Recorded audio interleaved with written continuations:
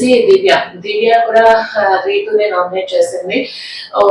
అది king of queen task లో దివ్యానే set చేస్తారు. కళ్యాణ్ అండ్ రీతు ఇద్దరు కలిసి లాస్ట్ బిఫోర్ 1 గేమ్ కి గేమ్ ఆడటం కోసం దివ్యానే సెండ్ చేస్తారు. అదొక రీజన్. ఇంకొకటి ఎవరు వెళ్ళాలి గేమ్ కి అన్నప్పుడు కళ్యాణ్ తోటి ఆర్గ్యుమెంట్ జరుగుతుంది దివ్యకి అండ్ ఇంకా రీతుకి. సో ఆ టైంలో రీతుకి చిన్న ఆర్గ్యుమెంట్ జరుగుతుంది. అది కూడా ఒక రీజన్ చెప్పి చాలాసేపు జరిగింది ఆర్గ్యుమెంట్. ఆ అమ్మాయి చెప్తూనే ఉంది దివ్య అదేటో విననీయకుండా అర్థం కానీయకుండా అమ్మాయి రీతు అరుస్తూనే ఉంది. వ్యూవర్కి అర్థం అవ్వాలి కదా అసలు పాయింట్ ఏం చెప్తుంది, రీతుని ఎందుకు నామినేట్ చేస్తుంది అన్నది అవన్నీ తెలియకుండా అమ్మాయి అరుస్తూనే ఉంది. మధ్యలో దివ్య అడిగింది కెప్టెన్ ని, అదేంటి నా పాయింట్ చెప్పనీయకుండా అమ్మాయి అరుస్తూనే ఉంది, అమ్మాయి సైలెంట్ అయ్యే వరకు నేను ఇట్లానే ఉంటాను అని.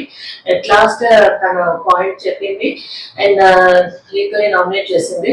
సో భరణి వచ్చేసి మళ్ళీ ఇమాన్యుయల్ ఇంకా రీతుని నామినేట్ చేశారు. భరణి ఇమాన్యుయల్ ఎందుకు నామినేట్ చేశానంటే నేను యాక్టివ్ గానే ఉన్నాను, దెబ్బ తగిలింది నా బాడీకి నా మైండ్ కాదు. సో కొన్నిసార్లు కొంత కన్ఫ్యూజ్ అవుతూ ఉంటారు, ఎనర్జీ అనేది కొంచెం డౌన్ అవుతుంది హెల్త్ బాగోని పర్సన్ కి. నాలాగే దెబ్బలు తగిలితే కనుక నువ్వు ఇంత ఎనర్జీగా ఆడతావు నేనైతే అనుకోవట్లేదు అని చెప్పారు.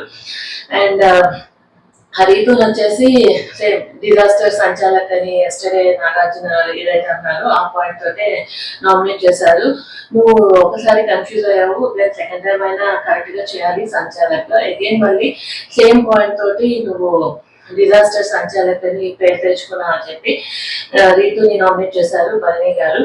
దెన్ రీతు అంది అదేంటి నేను ఒక్కదాన్ని కన్ఫ్యూజ్ అయింది, చాలా మంది చాలా సార్లు అయ్యారు ఈ హౌస్ లో, ఆల్ ద టైమ్ క్లారిటీగా ఎవరు ఉండరు ప్లేయర్స్ అన్నప్పుడు కొన్నిసార్లు కన్ఫ్యూజ్ అవుతూ ఉంటుంది. 6th బాక్స్ ఇష్యూలో అందరూ కళ్యాణ్ తోటి ఆర్గ్యుమెంట్ చేశారు దట్ సుమనే ఫస్ట్ బాక్స్ పెట్టారు అని చెప్పి. మీకు తెలుసా సంజన గారు ఫస్ట్ బాక్స్ పెట్టారు అని. దెన్ భరణి అంటారు నాకు తెలుసు అని. మరి తెలిసినప్పుడు మీరు ఎందుకు స్టాండ్ తీసుకోలేదు, ఆ బాక్స్ సంజన పెట్టారని మీరు ఎందుకు అప్పుడు చెప్పలేదు అని. లేదు నేను సంచాలక్ డెసిషన్ కోసం వెయిట్ చేస్తున్నాను అనేది చెప్పాను.